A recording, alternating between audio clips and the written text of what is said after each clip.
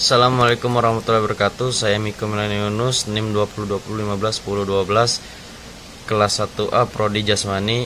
Saya akan menjawab soal UAS agama yang diberikan oleh Pak Andi Itokom. 1. Apa yang Anda ketahui tentang zakat? Jika seorang petani mendapatkan hasil panennya 1000 kg beras, lalu berapa yang harus dikeluarkan zakatnya jika menggunakan sawah tada hujan, dan berapa zakat jika menggunakan sawah irigasi? Zakat adalah sejumlah harta yang wajib dikeluarkan oleh umat muslim untuk diberikan kepada golongan yang berhak menerima seperti fakir miskin dan semacamnya sesuai dengan yang ditetapkan oleh syariah.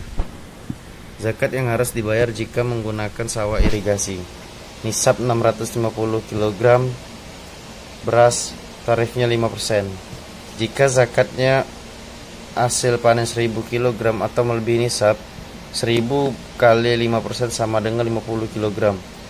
Jika dirupiahkan, jika harga jual beras 10.000, maka 1000 kg kali 10.000 sama dengan 10 juta, atau 10 juta kali 5% 500.000. Jadi zakatnya adalah 50 kg beras atau 500.000.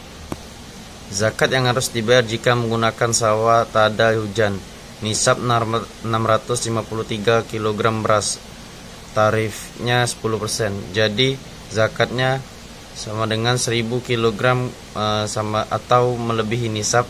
1000 kali 10% sama dengan 100 kg.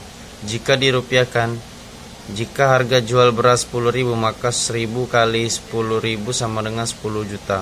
Maka 10 juta kali 10% sama dengan 1 juta. Jadi zakatnya adalah 1000 kg beras atau 1 juta. Nomor 2. Harta warisan sama dengan 100 juta. 1 istri ditambah 2 anak laki-laki ditambah 1 anak perempuan. 1 istri sama dengan 1/8 harta warisan, sama dengan 1/8 dikali 100 juta, sama dengan 12.500.000. Harta warisan untuk istri adalah 12.500.000 asabah. Total harta warisan plus harta warisan yang sudah dibagikan sama dengan 100 juta dikurang 12.500.000 sama dengan 87.500.000. Bagian warisan anak laki-laki dan perempuan. Ketentuan: satu orang anak laki-laki mendapat 2 kali lebih banyak dari 1 anak perempuan. 2 anak laki-laki dan 1 perempuan. Bagian asabah sama dengan jumlah anak laki-laki kali 2 ditambah jumlah anak perempuan kali 1. 2 dikali 2 ditambah 1 dikali 1 sama dengan 4 ditambah 1 sama dengan 5 dengan perbandingan 2:1. Perhitungan untuk anak laki-laki. Bagian anak laki-laki ke 1 dan kedua sama dengan 2/5 dikali 87.500.000 sama dengan 35 juta. Jadi untuk anak laki-laki ke 1 mendapat 35 juta dan untuk anak laki-laki kedua juga mendapat 35 juta.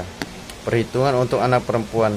Bagian anak perempuan sama dengan 1/5 kali 87.500.000 sama dengan 17.500.000. Jadi anak perempuan mendapatkan 17.500.000.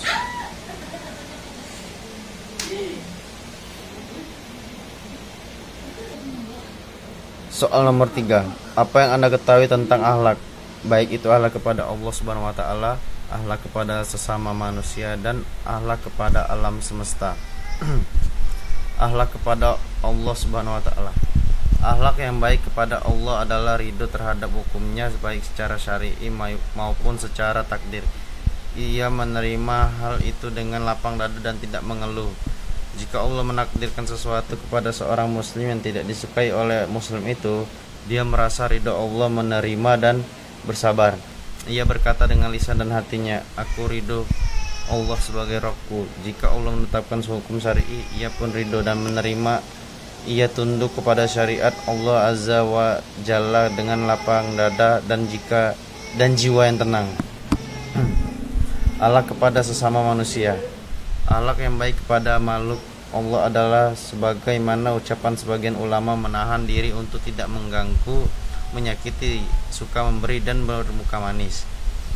Menahan diri untuk tidak mengganggu artinya tidak mengganggu manusia dengan manusia baik dengan lisan maupun perbuatan. Sedangkan banyak memberi adalah suka memberi dalam bentuk harta, ilmu, kedudukan dan selainnya. Bermuka dua manis adalah menyambut manusia dengan wajah yang cerah, tidak bermuram muka atau malingkan pipinya.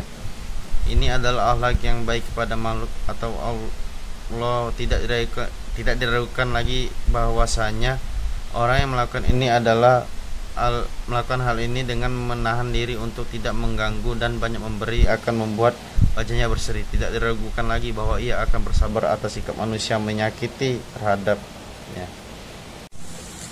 Akhlak kepada alam semesta. Akhlak kepada alam semesta ialah segala sesuatu yang ada di langit dan di bumi beserta isinya selain Allah. Allah melalui Al-Quran mewajibkan kepada manusia untuk mengenal alam semesta beserta isinya. 4. Apa yang Anda ketahui tentang takwa? Takwa adalah istilah dalam Islam yang merujuk kepada kepercayaan akan adanya Allah, membenarkan dan takut akan Allah. Nomor 5. Bagaimana hukumnya kenapa orang Islam itu wajib untuk menuntut ilmu dan bagaimana konsep ilmu dalam Islam? Bagaimana hukumnya kepada orang Islam itu wajib untuk menuntut ilmu? Karena menuntut ilmu wajib disebabkan landasan kita beramal adalah memiliki ilmu.